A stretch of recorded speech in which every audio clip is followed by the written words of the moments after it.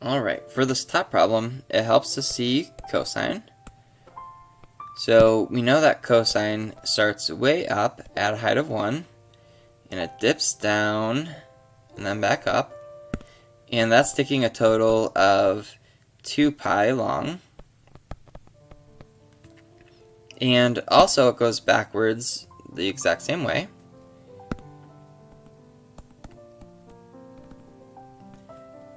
So if we're going to start at negative pi over 2, that's halfway, so negative pi over 2, and then we work our way over to 0, what is going to happen to our cosine of theta? Well, what we'll find is we start at negative pi over 2, and as we go over to the right, cosine is going up to a height of 1. And so our choice would be we're increasing from a low height of 0 to a high height of 1. That's choice D. Now, let's look at the bottom problem.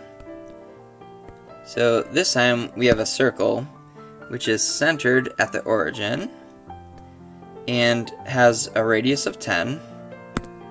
So a radius of 10.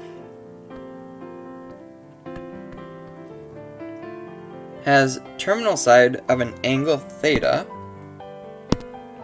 intercepting in quadrant 2. So the quadrants 1, 2, and then 3 and 4. We know that the angle will terminate over in this second quadrant. Actually, instead of just the angle here, what we can consider is this will be the radius 10, of course. Now, it's saying that our angle theta intercepts the circle at point C. So capital C for right there. The y-coordinate is 8. So this is 8 high. Hey, that's pretty tall. Now, what we want to figure out is what is cosine of theta? Well, if we have an xy coordinate on a circle, then the x value corresponds with cosine and the y value corresponds with sine. So just in alphabetical order, C then S. There's a little frustration here with the radius of 10. So what that's telling us is 10 times and then cosine of theta will equal some mystery value, actually. Or if we actually use the y-coordinate of 8 that we already knew. So if we use that y-coordinate of 8, we'd have the radius 10 again, and times sine of theta is equaling 8. Now, it seems like we have this lovely right-hand triangle, so that's going to bring us to the Pythagorean theorem. So, we have this right triangle, whose height, we'll say, is 8, and whose radius, or hypotenuse actually, is 10. What is that mystery value down here? So why don't we do 8 squared plus something squared equals 10 squared.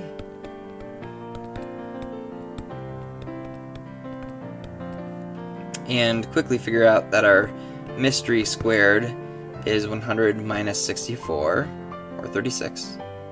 So our mystery is 6.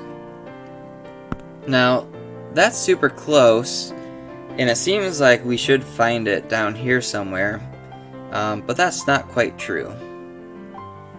In fact, this is that frustrating part where we need our radius still.